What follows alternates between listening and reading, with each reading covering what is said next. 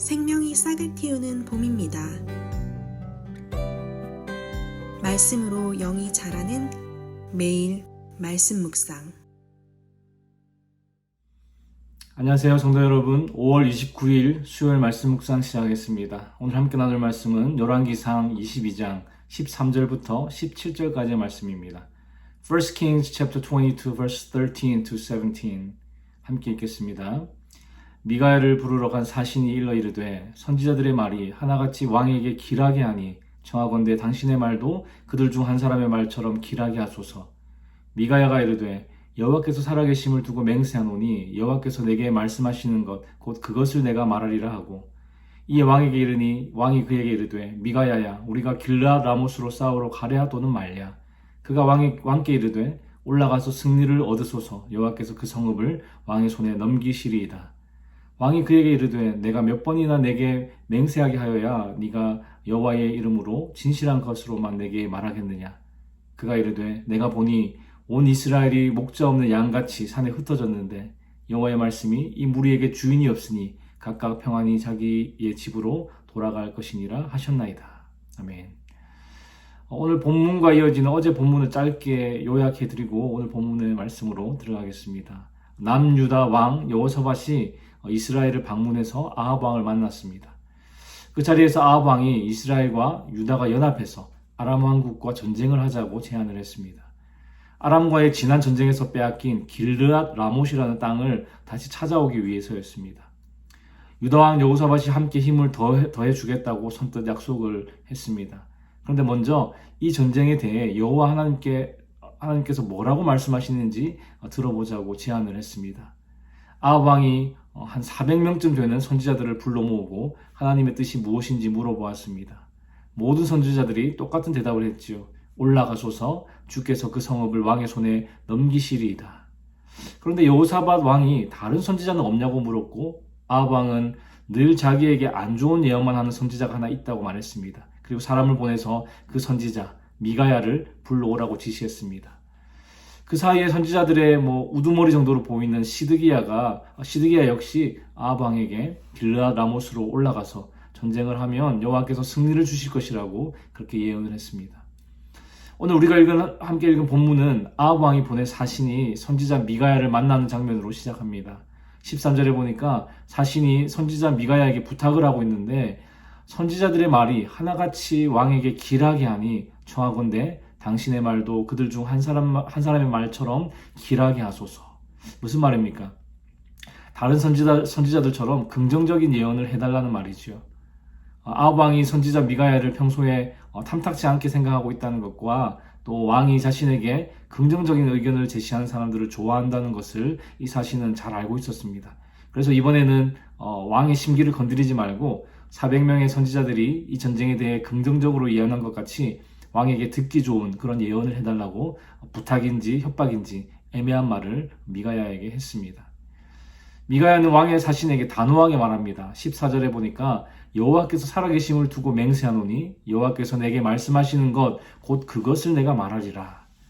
400명이 같은 말을 하건 4,000명이 같은 말을 하건 상관없이 나는 여호와 하나님께서 말씀하시는 것만 전하겠다라고 맹세를 했습니다.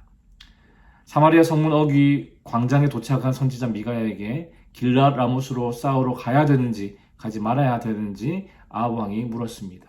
근데 미가야가 올라가서 승리를 얻으소서. 여호와께서 그 성읍을 왕의 손에 넘기시리이다 라고 대답을 했습니다. 웬일로 미가야가 아합 왕이 듣고 싶어하는 말을 했습니다. 그러나 아합 왕은 그 말이 진실이 아니라는 것을 바로 알았습니다. 항상 안 좋은 예언만 하던 사람이 좋은 예언을 했기 때문이지요. 아합 왕은 미가야에게 여호와의 이름으로 진실한 것만 말하라고 명령합니다. 그러자 미가야가 여호와 하나님으로부터 실제로 받은 환상과 말씀을 전달하기 시작합니다. 17절을 다시 한번 읽어보겠습니다.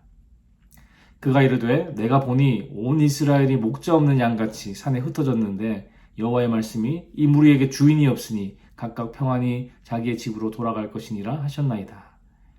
이스라엘이 목자 없는 양같이 산에 흩어져 있다는 것은 이스라엘의 왕인 아합의 죽음을 예고하는 것입니다. 아합은 유다 왕 여호사밧에게 참 보십시오. 미가야가 나에 대해서 항상 안 좋은 예언만 한다고 하지 않았습니까? 라고 그렇게 말을 했습니다.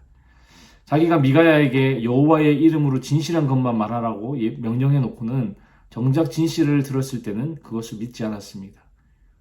열왕기상 21장 마지막에 엘리야를 통해 아합 가문에게 내려질 그 심판에 대한 예언을 들었을 때 아합은 옷을 찢고 굵은 배로 몸을 동이고 근심하고 굵은 배에 누우며 또 풀이 죽어서 다녔습니다. 하나님의 심판 선언에 놀라서 자기의 죄를 인정하고 용서를 구하는 것이죠. 아합이 왜 그랬습니까? 아합은 갈멜산에서 불이 내려온 것과 또 엘리야의 기도로 극심한 가뭄 중에 비가 내린 것, 그리고 엄청난 군대를 데리고 공격해온 아람 왕 벤 하닷을 이긴 그런 기적들을 통해서 여호와 하나님이 살아 계시다는 것, 그리고 그가 큰 권능을 가지고 계신 것, 그리고 말씀하신 것은 반드시 이루신다는 사실을 알고 있었습니다. 그래서 자신과 자신의 가문에 대한 심판이 선언되었을 때 두려워하며 하나님 앞에 굴복하고 회개했던 것이죠. 그랬던 아합이 이번 전쟁을 하게 되면 죽게 될 것이라는 그 예언을 듣고도 대수롭지 않게 여기고 있습니다. 열왕기상에 기록된 아합의 모습을 볼 때 전체적으로 그는 참 매우 어린아이 같다는 생각이 듭니다. 자기가 하고 싶은 대로 하고 듣고 싶은 말만 듣고 갖고 싶은 것이 있다면 기어이 가져야 하고 또 징계를 하면 잠시 두려워하다가 다시 같은 잘못을 저지르는 어떤 아이와 같은 그런 모습이죠.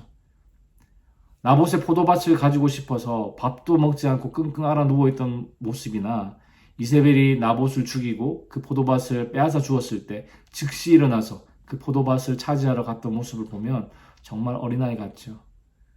아합은 그에게 다시 한번 기회를 주신 하나님의 은혜를 잊고 또다시 어린아이 같은 모습을 보이고 있습니다. 그러자 미가야는 자신이 환상으로 본 천상회의 장면을 아합 왕에게 자세히 전달합니다. 오늘 함께 읽지는 않았지만 19절에서 23절까지 기록되어 있는데요. 이런 천상회의 장면은 욥기 1장과 2장에서도 우리가 볼 수 있죠. 여호와 하나님께서 보좌에 앉으셔서 누가 아합을 꾀어서 그를 길르앗 라못에 올라가서 죽게 할꼬라고 그렇게 물었습니다. 하나님께서 아합을 심판하시기로 결정하셨다는 것이죠. 그때 한 영이 나와서 내가 그를 꾀겠나이다 라고 말합니다. 내가 나가서 거짓말하는 영이 되어 그의 모든 선지자들의 입에 있겠나이다. 그리고 하나님께서 그것을 허락하셨습니다. 23절에 선지자 미가야가 아합 왕에게 이렇게 말하죠. 이제 여호와께서 거짓말하는 영을 왕의 이 모든 선지자의 입에 넣으셨고 또 여호와께서 왕에 대하여 화를 말씀하셨나이다.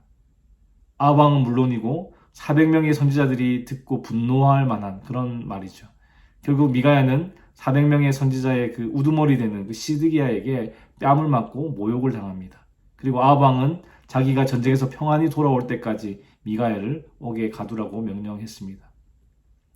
사실 오늘 본문은 구약 성경에서 해석하기 어려운 본문 중에 하나입니다. 천상회의 장면에서 거짓말하는 영이 선지자들의 입에 거짓을 넣어주겠다고 말한 것, 그리고 하나님께서 그것을 허락하셨다는 것을 어떻게 해석해야 하는지 어려움이 있기 때문입니다. 욥기에서는 하나님께서 사탄에게 욥의 목숨을 제외하고 그의 모든 소유물을 마음대로 할 수 있도록 허락하시는 장면이 나옵니다. 그렇다고 해서 오늘 본문에 나타난 거짓 영을 사탄이라고 말할 수 있는 근거는 없습니다. 그렇다면 이 부분을 어떻게 해석해야 하는가라는 문제가 제기되죠. 저는 이 부분을 하나님의 주권으로 해석해야 한다고 믿습니다. 이 세상에 하나님의 주권에서 벗어나는 것은 하나도 없습니다. 욥기에 등장하는 사탄을 비롯한 모든 악한 세력까지도 하나님의 주권 아래에 있습니다.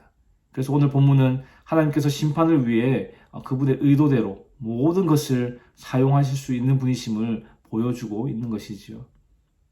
특히 오늘 본문은 오히려 하나님의 공의와 은혜를 동시에 보여주는 장면이라고 볼 수 있습니다. 왜냐하면 아합 왕이 전쟁에 나가기 전에 선지자 400명의 입을 통해 긍정적인 예언만 들은 것이 아니라 선지자 미가야를 통해 저주의 예언도 들었기 때문입니다.